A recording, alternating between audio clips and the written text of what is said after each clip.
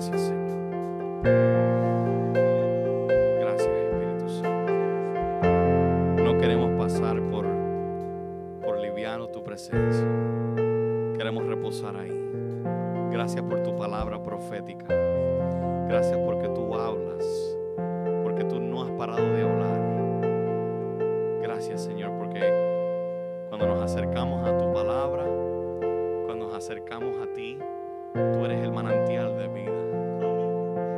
Te reconocemos hoy como la fuente de vida. Amén.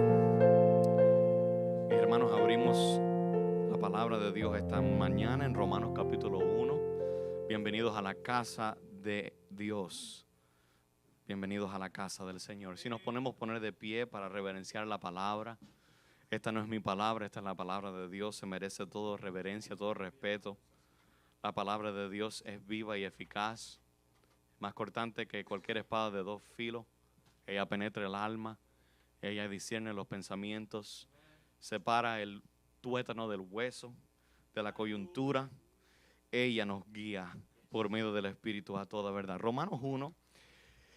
Y si se acuerdan, la última vez que estuvimos aquí en Romanos, estábamos solamente mirando los primeros 3 versículos de la introducción que Pablo hace a la carta aquí a la iglesia en Roma, una iglesia que tenía gentiles y judíos también.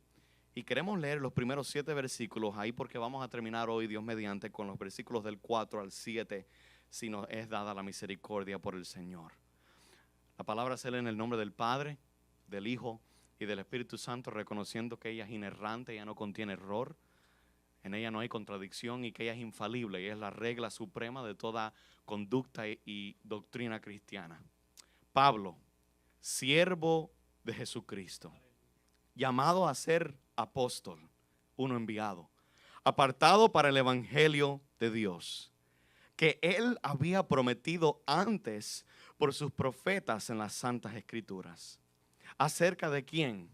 De su Hijo, nuestro Señor Jesucristo, que era del linaje de David según la carne, que fue declarado Hijo de Dios con poder según el Espíritu de santidad, para la resurrección de entre los muertos, y por quien recibimos la gracia y el apostolado para la obediencia a la fe en todas las naciones por amor de su nombre, entre las cuales estáis también vosotros, Iglesia Vida Abundante, como la iglesia de Roma, llamados a ser de Jesucristo. A todos los que estáis en Roma, amados del Señor, llamados a ser santos, gracia y paz a vosotros de Dios nuestro Padre y del Señor Jesucristo. Por favor, ora conmigo. Padre, no me atrevo a acercarme a tu palabra infalible porque yo no soy digno. No soy digno. Nuestro Padre y nuestro Dios, tú eres el que es todopoderoso. Padre, ahora mismo te pido por medio de tu Hijo Jesucristo que tú, por medio de tu Espíritu, nos ilumines este pasaje. Que tú apliques no solamente a nuestra conciencia, que se quede memorizado este versículo de tu palabra en nuestra mente, pero sino que baje a nuestro corazón para que lo podamos aplicar a nuestras vidas cristianas. Padre, gracias porque tú eres el que inspiraste la palabra, oh Espíritu Santo. Gracias porque tú eres el que nos las das, el que la transmitiste por medio más de miles de años de historia, de revelación tuya, por medio de profetas como lo hemos leído hoy. Gracias porque Cristo fue profetizado. Gracias porque tú, Jesús, moriste clavado en una cruz. Maldito aquel que muere en una cruz. Y tú tomaste la maldición, Cristo, que nosotros merecíamos porque cometimos infracción, rompimos tu ley. Somos aquellos fornicarios, adúlteros, borrachos, vanagloriosos, celosos, odiosos. Padre, fuera de ti somos todas esas cosas, pero gloria a Dios que mandó a su Hijo, porque de tal manera tú amaste al mundo, que diste lo único que tú tenías, lo más preciado, el unigénito del Padre, y tú viniste aquí para morir por pecadores, el cual yo soy el primero que me nombro aquí. Gracias por tu gracia, gracias por tu verdad. Gracias porque estamos parados sobre la fundación de los profetas y de los apóstoles. Y bendecimos tu palabra hoy, que sea manantial para nosotros, en el nombre de Jesús. Y tu iglesia, los santos redimidos por tu sangre, dicen amén y amén. Pueden tomar asiento, mis amados hermanos. Nos quedamos aquí en este versículo 3. Pablo dice que en el versículo 3 que el evangelio, que las escrituras santas son acerca de un personaje, acerca del Hijo, acerca de Jesucristo. En este tiempo que hemos estado celebrando el mes de diciembre, aunque la mayoría de los historiadores y los eruditos teológicos no saben con certeza cuál es el nacimiento, la fecha del nacimiento del Mesías, de Jesús. Tomamos este tiempo que lo celebramos ya para celebrar el advenimiento, the Advent, el advenimiento de Jesús. Y me impresiona como Pablo, el perito arquitecto de la fe, en esta carta que le escribe a la iglesia en Roma, habla acerca de la Navidad.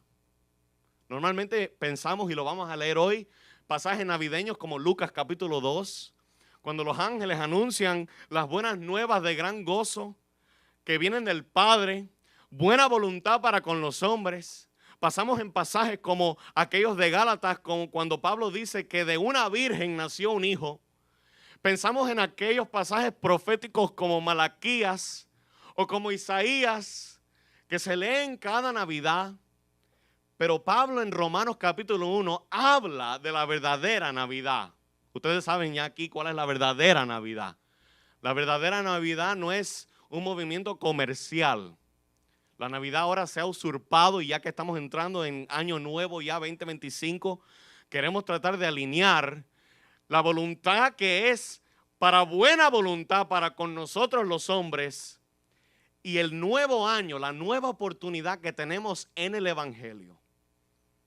Esto es importante para todo judío. Pablo le está hablando aquí en Romanos a una audiencia que era gentil y judía en Roma, en la iglesia esa llena de paganismo, en una ciudad que se destacaba por sus prácticas paganas en los templos a los diferentes dioses romanos. Y Pablo le está hablando aquí a una iglesia que necesitaba entender que su Mesías, que el Cristo, el ungido, tenía un papel muy importante. Los profetas del Antiguo Testamento hablaban de la venida de un Mesías y decían que iba y tenía que ser adecuadamente del linaje de David. Spurgeon, el príncipe de los predicadores Charles Spurgeon, hablando sobre la encarnación de Cristo, miren las palabras que usó este predicador. La omnipotencia de Dios se reduce a la debilidad del hombre. ¿Cuántos saben que nosotros somos débiles sin Él? Tú eres un débil. Yo soy un débil sin Él. Tú eres un pobre espiritualmente hablando, pero somos ricos en Él. Tú no eres nada sin Él. Si Dios, ahora mismo, si Cristo, la palabra de poder, parara por un nanosegundo de sustentar el universo, de sustentar lo que es de Él, que es todo, dice el Salmo que la tierra es el estrado de sus pies. Si Él parara ahora mismo por un segundo de sustentar la vida, tú y yo no fuéramos nada y cesáramos de existir. Estamos hablando de aquel que el pastor, y yo digo que es por el Espíritu Santo, leyó hoy antes de comenzar el tiempo de alabanza y de adoración, Filipenses capítulo 2. Aquel que, como ya lo sabemos, pero es súper interesante, como Spurgeon aquí dice que la omnipotencia de Dios se reduce a la debilidad del hombre. En Filipenses 2, Cristo deja la prerrogativa celestial y divina. Deja la adoración continua y perpetua de los ángeles y añade una naturaleza humana a su naturaleza divina. El rey que está entronado bajó del trono para presentarte buenas nuevas. Qué lindo que Cristo, la sabiduría de Dios, Pablo lo llama la sabiduría plena de Dios, más sabio que Salomón, se destronó para venir en un momento preciso, para entrar en el tiempo finito, para llegar a un mundo debilitado, conquistado por Satanás. Él pensaba que la victoria plena era de él, pero se equivocó porque desde el Génesis habían declaraciones plenas de la Navidad. Génesis capítulo 3, versículo 15. Dios mismo, en medio de un contexto de maldición, da una bendición a la mujer y dice: tu semilla va a dar un pisotón a la serpiente. La cabeza de aquel adversario va a ser anulado, pero la semilla de la serpiente va a morder el carcañal de la semilla de la mujer. O sea, que cuando Jesús, la perfecta semilla, el unigénito del Padre, el que vino por una virgen, porque si negamos como cristianos que Cristo, para cumplir profecía divina, tuvo que nacer de una virgen, Dios, suspendiendo las leyes de la naturaleza para traer algo imposible, porque con Dios nada es imposible. Y Spurgeon dice que la omnipotencia de Dios se redució a la debilidad del hombre. Y la majestad infinita se inclinó a la dolencia del hombre. Qué lindo que el que era perfecto en majestad y continúa siendo perfecto, también nos enseña una perfecta humildad. Qué lindo que aquel que es exaltado, Él es excelso, Él es santo, santo, santo, es también aquel que dijo de Él mismo: aprendáis de mí que yo soy manso y humilde. Es necesario que en la vida cristiana tengamos mansedumbre y humildad. Es necesario que en la vida cristiana podamos declarar esta verdad, que no solamente Spurgeon, un predicador que se levantó con todo de nuevo, sino el filósofo cristiano C.S. Lewis dijo: el infinito se convirtió en un infante. Tu Dios, la segunda persona de la Trinidad, se despojó de su gloria, y no solamente, Él podía haber venido como un rey ya destacado, pero para que todo en Él sea excelso y perfecto, y su humildad apunte hacia la perfecta oportunidad de servidumbre, Él no vino como un príncipe ya establecido. Él vino como un bebé envuelto en pañales, nacido en un pesebre. Y yo creo que nos acercamos al 2025. Hemos celebrado y deberíamos continuar celebrando la Navidad verdadera. Y a través de muchos pasajes bíblicos vemos cómo se desglosan los detalles acerca del nacimiento de tu Mesías, de Jesús. Lucas, por ejemplo, el evangelio de Lucas, ese evangelio que fue dirigido mayormente a una audiencia gentil en su contexto original, Lucas dedica mucho tiempo hablando sobre la natividad de Jesús. Hay, por ejemplo, he estado yo leyendo en mis devocionales personales el evangelio de Lucas. Los primeros 4 capítulos de Lucas está tratando de desglosar y de darnos un recuento exacto, histórico, divinamente inspirado del Cristo que nació en la ciudad de David, Belén. Lucas nos lleva a esa ciudad, Belén. También ahí la ciudad esa de Belén es un bello ejemplo de cómo Dios utiliza lo vil y lo menospreciado del mundo para humillar lo que se ha enaltecido del mundo. Belén, la ciudad de David, era una de las más chiquiticas ciudades en toda la geografía de Israel. Belén, aquella ciudad olvidada, y no tenemos que ni hablar de la ciudad donde se crió tu Señor y Salvador, Nazaret. Nazaret, que inclusive uno de los que iba a ser sus discípulos, Natanael, dijo cuando escuchó que el Mesías venía de Nazaret: ¿puede algo bueno salir de Nazaret? Lo más bajo de la sociedad judía, donde venían los delincuentes, donde venían las prostitutas, donde venían lo más alto de la más baja casta, Nazaret. Y Dios, en su providencia, en su omnipotencia, decidió que tu fe fuera fundada sobre una humildad sin pareja. ¿Por qué estoy hablando de estas cosas bíblicas? Porque tu 2025 tiene que estar fundada sobre humildad. ¿Cómo van a conocernos cuando vayamos pasando por el mundo? Este desierto, como Israel iba por desierto en el libro de Éxodo, nosotros como los peregrinos, los que estamos en una jornada, estamos pasando por un desierto espiritual. O sea, este mundo, el mundo caído, el mundo lleno de pecado, la única manera como el mundo nos va a reconocer para ser y nos va a identificar como hijos de Dios es por dos cosas. Ya se profetizaron aquí hoy. El amor que tenemos los unos por los otros, Juan 17, y la humildad con la cual el cristiano está siendo edificado internamente por el Espíritu Santo, porque el Espíritu Santo trabaja cuando nos humilla.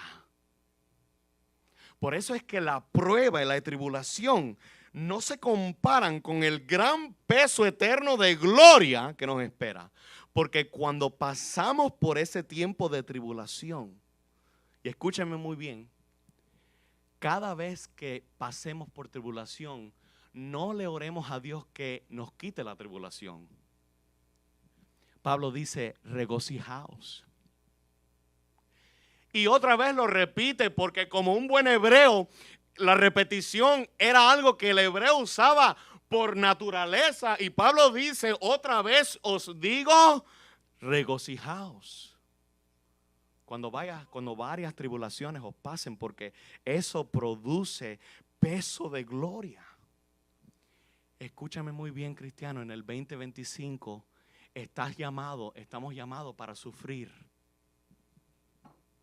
Cristo dijo, hablando del costo, estamos hablando de lo que viene, y yo sé que esto puede sonar muy bajo en estima, pero déjame decirte que la gloria de Dios solamente se va a revelar en tu vida cuando tú reconozcas realmente qué es lo que es llevar la cruz de Cristo. A mucha gente le gustan predicar de que Dios sana, eso es bíblico.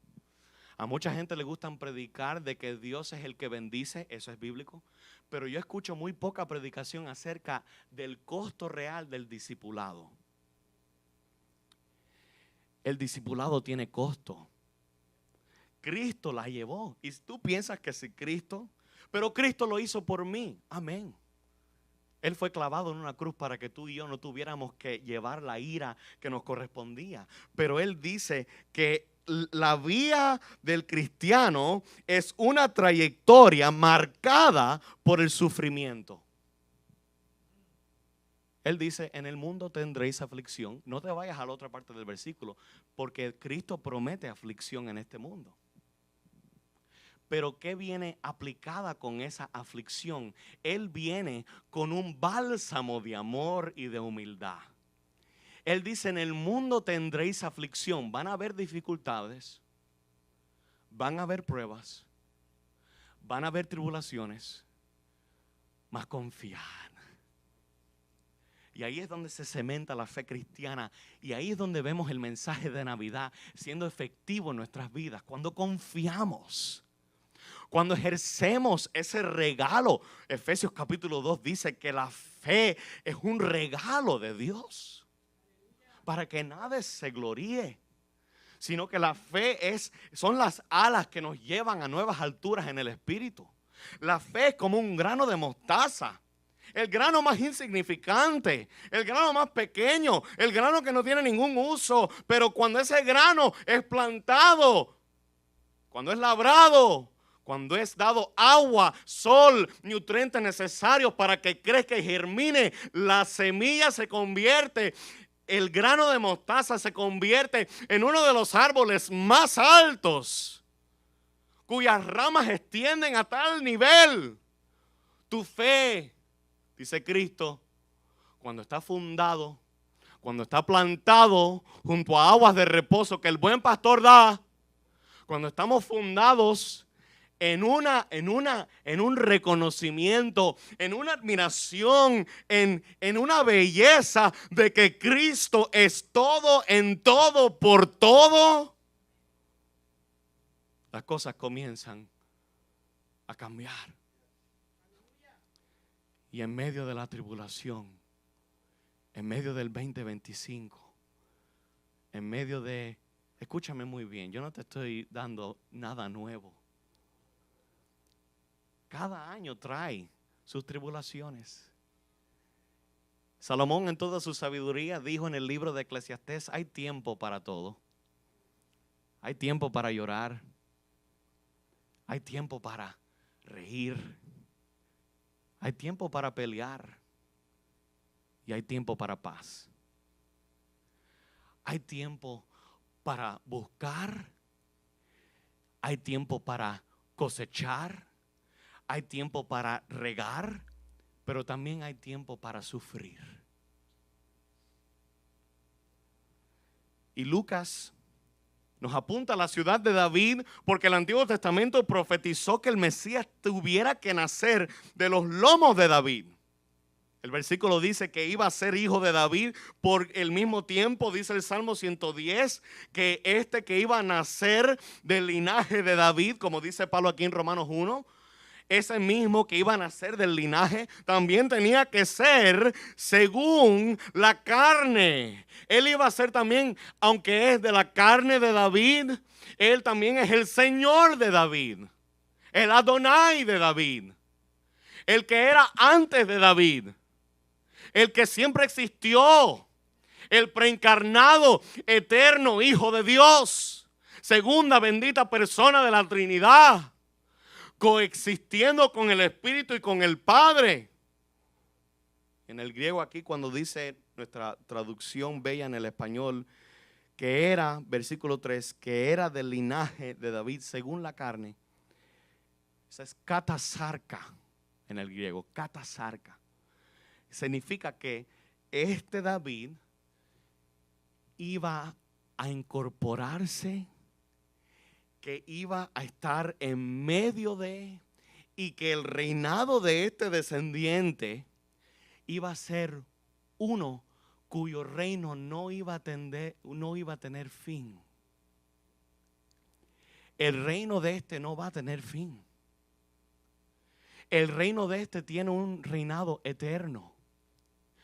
Y entonces, ¿por qué es tan importante? ¿Por qué es que Pablo, la pregunta que nos hacemos cuando llegamos a este texto, ¿por qué es que Pablo habla acerca de estos detalles cuando se está introduciendo a la iglesia en Roma? Porque en estos versículos, bueno, realmente la carta completa a los romanos es una catarata, es una fuente de Pablo exponiendo el evangelio. ¿Por qué? Porque Pablo, si se acuerdan, mis amados, no tenía oportunidad dada por el Espíritu para ir a Roma. Él tenía ansiedad de ir, ansiedad de llegar, ansiedad de predicar el evangelio. Y lo que pasa aquí en estos primeros 7 versículos es que él desde el principio, como todo buen cristiano, él quería que ellos lo conocieran a él como alguien que era cristocéntrico. Pregunta para ti y para mí hoy. En medio de la temporada que está pasando, en medio de lo que se acerca en el nuevo año, ¿eres una persona cristocéntrica?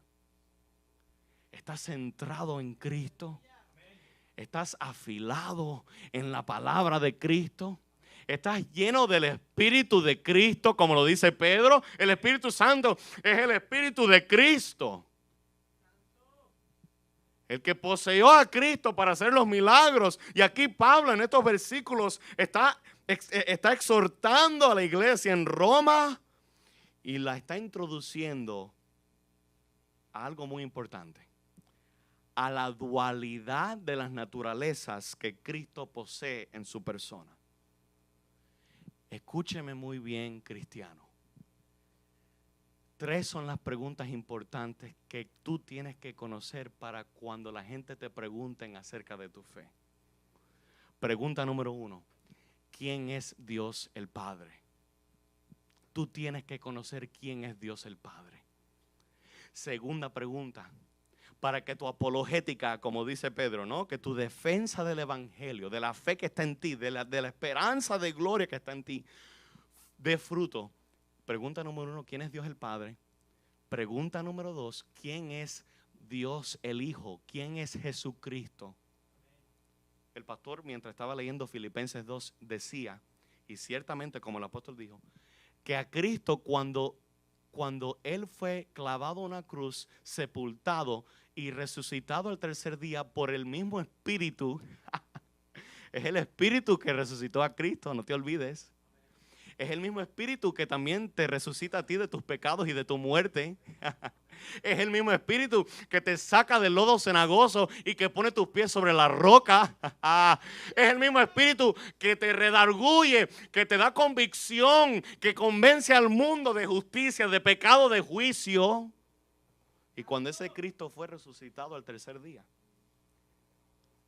y cuando Él fue ascendido y está ahora mismo a la diestra de Dios el Padre, reinando con poder, dice Pablo que le fue dado un nombre sobre todo nombre.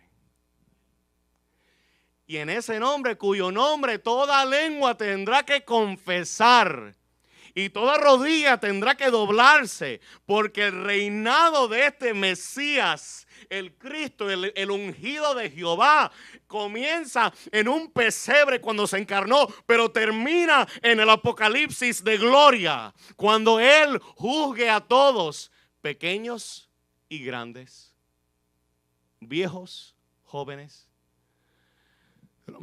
de lo más alto en las castas con más dinero y oportunidad, y de lo más bajo en servidumbre y humildad, como aquel Lázaro que los perros le lameaban las heridas. Necesitas, la tercera pregunta, ¿cuál es el evangelio?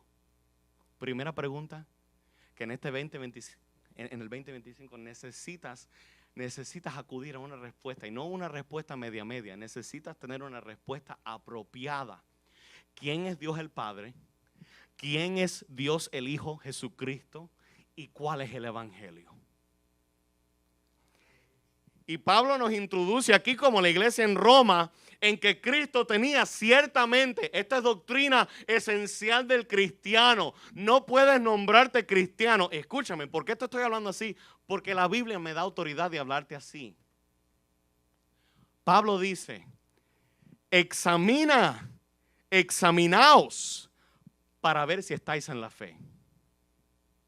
¿Cuál es una buena manera de ver si estamos en la fe? ¿Cuál es mi creo? ¿Cuál es mi credo? ¿En qué yo creo? ¿Dónde está mi confianza? Bueno, el cristianismo real, bíblico, ortodoxo, cree que en Cristo hay dos naturalezas. Una naturaleza humana y una naturaleza divina. Cristo, cuando Él viene y se despoja por un momento, Filipenses 2, Pablo utiliza un idioma muy peculiar. Él dice que Cristo se vació. Él dejó la gloria del cielo y Él se vació, el kenosis. Y Él se despojó por un momento de la gloria que Él tenía en el cielo para asumir una naturaleza humana. Por eso es que Pablo dice que, de acuerdo con su naturaleza humana, Él es del linaje de David según la carne. Y también Cristo tiene una naturaleza divina, porque el versículo 4 de Romanos, léelo conmigo, porque Él es que fue declarado Hijo de Dios. Él es hijo de David. ¿Te acuerdas cuando ese ciego Bartimeo quería acercarse al Cristo? ¿Cómo lo identificó? Señor, hijo de de David, ten misericordia de mí. Lo identificó en su humanidad como el rey que iba a descender, que descendió y que cumple el perfecto linaje adecuadamente como los profetas dijeron. El que era hijo de David. Pero también Él es Emmanuel. Él es Dios contigo. ¿Cómo es que Cristo está conmigo? Por medio de su Espíritu. Él dice, conviene que yo me vaya. Para que cuando yo me vaya, cuando ya él siendo ya glorificado, ya resucitado de entre los muertos, es necesario, mira lo que Él dice, que el Hijo de David se entrone a la diestra del Padre, para que el Hijo de David mande al otro Consolador, al Espíritu Santo. Pregunta para ustedes, para mí también. El pasaje lo responde. ¿Cuál es la evidencia de la humanidad de Jesús? ¿Cuál es la evidencia de que Él realmente es humano? ¿Cómo lo confirmó Dios?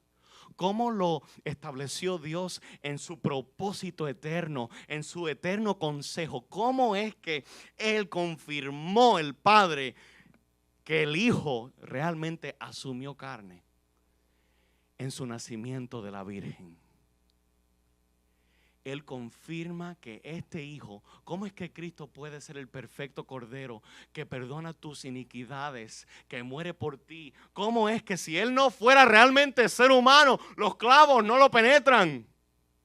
Si Él realmente no fuera según la carne, según el linaje de David, los clavos, no solamente eso, la corona de espinas no le encaja, porque Dios en su esencia es espíritu, pero el Cristo preencarnado tomó carne para asimilarse a la sociedad donde Él entraba, para poder ser el perfecto, el que estaba dentro de nosotros, el que lo vimos, el que Él, como el tabernáculo excelso, perfecto de Dios, Él anduvo con nosotros, y dice Juan, y vimos su gloria.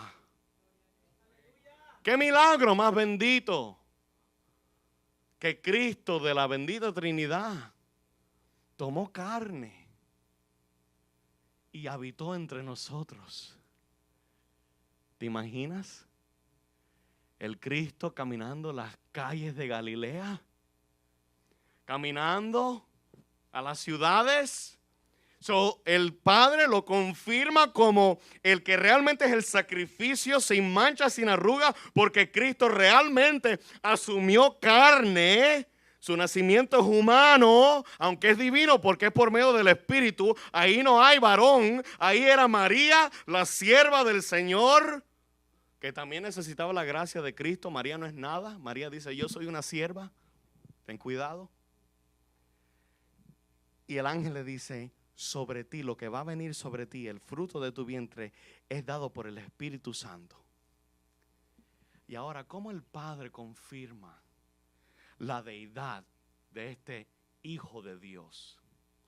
Si confirma su humanidad por medio de su nacimiento virginal, confirma su deidad porque el Padre con el Espíritu resucitaron a Cristo de entre los muertos. La resurrección de Cristo, escuchen, la resurrección de Cristo es la vindicación, the vindication, el sello de aprobación del Padre al Hijo, que dice, yo he recibido, Hijo, el sacrificio que tú has hecho por ellos. Los que yo escogí, los que yo predeterminé desde antemano, los que yo he llamado, tú moriste por ellos. Dice Cristo en Juan 17 que nadie, yo no he perdido a ninguno, Padre. Todos los discípulos están conmigo, menos el hijo de perdición. Pero todos los que tú me has dado, yo los he mantenido en mi mano. Los he protegido, los he pastoreado, los he dado. Te los doy a ti ahora. Y el Padre dice, cuando Él ve y la escena de la cruz se manifiesta y la Navidad se confirma ahí en la cruz, el Padre le da aprobación al Hijo y dice, el Hijo expira y dice, consumado es, que traducido en el griego es tetelestai. La obra ha sido hecha. La deuda ha sido pagada. Ya no hay ningún sacrificio más que hacer. El Cristo que comenzó en un pesebre humilde, el pesebre donde los animales comían, ahora se ha hecho el cuerpo donde tú y yo comemos de Él. Se llama la Santa Cena, hermanos. Comamos del cuerpo, tomemos de la sangre. ¿O no acaso fue el mismo Cristo que dijo, si no coméis mi carne o bebéis o bebiereis de mi sangre, no tenéis parte conmigo? Si tu familia no come de la fiesta del banquete que Dios el Padre ha preparado por medio de su Hijo, no van a tener parte con Él. Solamente hay un nombre que fue experimentado, Isaías lo llama el varón de dolores. Y la resurrección de Jesús muestra el poder divino porque Él resucitó por su propio poder también. Qué bendito misterio. Que las tres personas de la Trinidad estaban involucradas en la resurrección de tu Mesías. El Padre, dándole el sello de aprobación y rindiendo como el perfecto juez. Ustedes saben, ¿cuántos aquí saben que Dios es el perfecto juez? Ustedes saben que el evangelio es un asunto legal. Lo voy a repetir. Ustedes sabían que el evangelio es un asunto legal. Bajo la ley, tú y yo estamos bajo infracción del juez legalmente. Hemos roto la ley. Hemos cometido infracción. Hemos cometido pecado. El pecado, la palabra gemartío en el griego significa errar el blanco. El pecado es todo lo que... No. Dios no está interesado en el 75%. No, pero es que Dios, yo hago 80% de mis acciones son buenas. No, si hay 0.0001% de pecado, es pecado por completo. Santiago dice que si rompemos una ley, estamos bajo delito de romper toda la ley. Y este Cristo dice, yo soy... por mi propio poder, yo soy el que pago la deuda. El Espíritu Santo es el que me saca de la muerte, porque no dejarás que tu santo vea corrupción. Me sacarás de la caverna, me sacarás del lugar de muerte. Oh, la resurrección es una bella foto de tu vida con Cristo. ¿O acaso no establecemos el bautismo como ordenanza divina? Que cuando entramos en el agua somos sepultados con Cristo, hechos con Él en la muerte, para después regocijarnos cuando salimos del agua con poder y para estar con Él, porque ya tenemos vida nueva, espíritu renovado, regenerado, hecho nuevo. He aquí, somos nuevas criaturas. Las cosas viejas han pasado. ¿Y tú sabes por qué pasaron? Tú sabes quién hizo que la ira pasara. El que bebió la copa de ira. El Cristo Jesús. Y él dice en Juan 2, versículo 19. Respondió Jesús y les dijo, destruid este templo. Él hablando de su propio cuerpo como una ofrenda al Padre por los pecados de todo aquel que cree. Destruid este templo y en 3 días lo levantaré. Él lo levantó. El poder del Espíritu lo levantó. La aprobación, el sello de aprobación del Padre lo levantó. Cuando Dios, el Espíritu Santo, levantó el cadáver de Jesús de la tumba, Dios estaba anunciando al mundo la filiación de Jesús. Y ahora la tercera pregunta. La evidencia, vamos a dar un repasadito. ¿Tú sabes por qué Dios está haciendo esto? Porque Él quiere reforzar las estacas. La evidencia de que Jesús realmente nació es un nacimiento por medio de una virgen. La evidencia de que realmente Jesús es divino es cuando el Padre y el Espíritu lo levantaron, lo resucitaron de entre los muertos. Y ahora, ¿cuál es la evidencia que nosotros tenemos como cristianos en nuestro credo? Que Pablo habla aquí, que Jesús es el Hijo de Dios. ¿Cómo? ¿Cuál es la evidencia que Jesús es el Hijo de Dios? Pablo lo responde. Sabemos con certeza que Jesús es el Hijo de Dios por el testimonio de Dios Padre. ¿Sabes que Dios tiene un testimonio? A que tú no pensabas esa. Normalmente estamos acostumbrados. Oh, Marvel tiene un testimonio bello que dar. ¿Tú sabes que Dios el Padre tiene un testimonio para darle al mundo y que te lo ha dado a ti ya? Dios el Padre tiene un testimonio. Quien declaró, el Padre declaró acerca de su Hijo, que por medio de la resurrección, Él es el que vino, el que no pecó, el que murió, el que resucitó y el que venció. ¿Tú sabes por qué el evangelio tiene poder? Porque Cristo venció. Por eso es que yo puedo encontrar en Pablo, cuando yo leo estos primeros 7 versículos de Romanos, que cuando yo me glorío en mi propia carne, ahí hay derrota. Cuando tú te glorías en tu propia carne, hay derrota. Cuando nosotros pensamos que le estamos haciendo a Dios un favor, hay derrota. Pero cuando nosotros estamos centrados en el poder resurrectivo de Cristo, cuando estamos como Pablo, centrados en que Cristo, y estamos predicando a Cristo y a Él crucificado, es cuando nos damos cuenta que es necesario que yo mengue para que Él sea enaltecido. Es cuando yo me doy cuenta que en la humildad su poder se perfecciona. En tu debilidad. Mira qué paradoja cristiana más bendita. Que Dios no necesita tu fuerza. Dios no necesita tu fuerza. Y aunque somos cristianos es tan fácil porque como estamos en la carne, revertir otra vez a esa vana manera de pensar y de vivir. Y decimos, no, yo no le puedo decir a nadie. La gente no me puede ver como uno que es debilucho. La gente no me puede ver llorar. Yo necesito ser fuerte. Pero el problema es que tú no eres fuerte. El problema es que tú no venciste la muerte. El problema es que tú no tienes autoridad. Y déjame decirte algo, tú ni tienes autoridad hasta en tu propio cuerpo.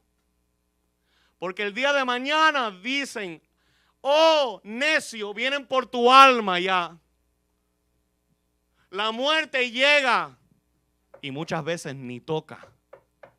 Por eso es que Cristo nos dice, haced tesoros en los cielos, donde el orín no corrompe, donde el ladrón no hurta, porque donde está tu tesoro, ahí ciertamente estará tu corazón. Y te van a decir por la palabra, aunque tú no recibas todo lo que Dios tiene, aunque yo no pueda recibir todo lo que Dios tiene, porque soy un ser humano finito, no soy infinito. La palabra nos está exhortando hoy. ¿Dónde? Para el 2025, ¿dónde está tu tesoro? Aunque estés en la casa, ¿dónde está tu tesoro? Porque muchos, y vamos a ser sinceros, muchos podemos estar aquí por unas horitas, pero después que las horitas se terminen, ¿dónde va tu corazón? ¿Dónde está el reposo de tu alma? ¿Está en Cristo? Amén, aleluya, gloria a Dios. Pero si tu alma está reposando en cualquier otra cosa que no sea el bendito Hijo de Dios, entonces tenemos problemas, porque es solamente en Cristo como Dios habla hoy. Mira lo que dice Hechos 17 del 30 al 31. Pero Dios, habiendo pasado por alto los tiempos de esta ignorancia, ahora manda a todos los hombres en todo lugar que hagan una sola cosa, que se arrepientan.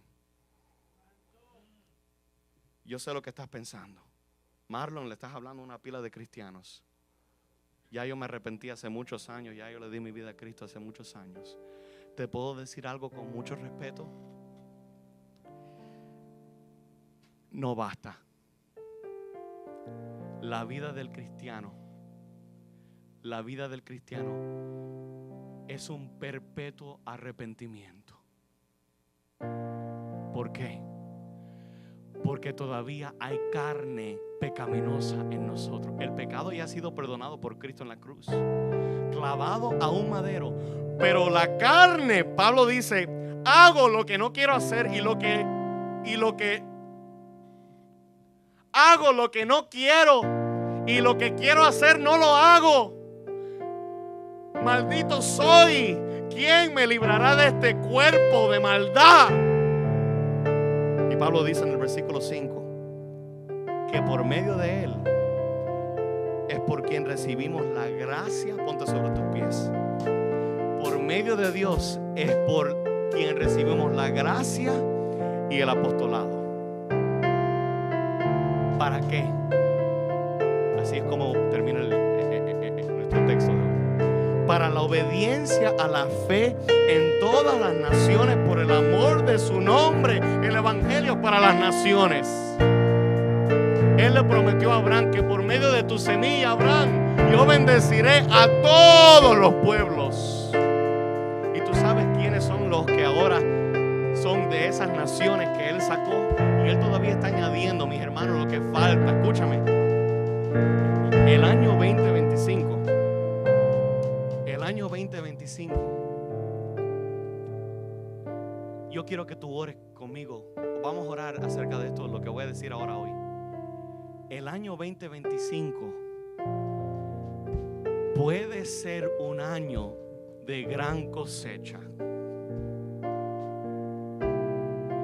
El año 2025 puede ser un año donde Dios se va a glorificar en nuestras vidas como nunca antes. El año 2025 puede ser un año cuando nosotros realmente encontramos el significado de lo que es ser la iglesia. La iglesia. Déjame decirte que la iglesia se lleva tantos golpes. Los pastores son golpeados y traspasados tanto porque les toca sufrir como el gran pastor sufrió. La iglesia se lleva tantas abofetadas y cachetones. Pero se han preguntado qué es la iglesia. Yo sé que todos dicen, yo soy la iglesia. Pero en el idioma original, la palabra iglesia significa aquellos que han sido llamados. La palabra es eclesia, una palabra griega que proviene del verbo kaleo, que significa llamar, y ex significa fuera de. Entonces la iglesia son aquellos que han sido llamados de la afuera. ¿Te acuerdas de esa paradoja, de esa parábola? Cuando el Señor de la cena, Él hace invitaciones y los primeros siervos no le responden. ¿Y qué es lo que tiene que hacer? Como los siervos que yo llamé, Israel, tienen los oídos sordos, mudos, no ven con los ojos. Entonces dice el maestro de la ceremonia, de la fiesta, el Señor de la mesa: banda, ve por las calles, ve por todas partes, los rincones, y invítalos a todos que entren a la mesa del Rey.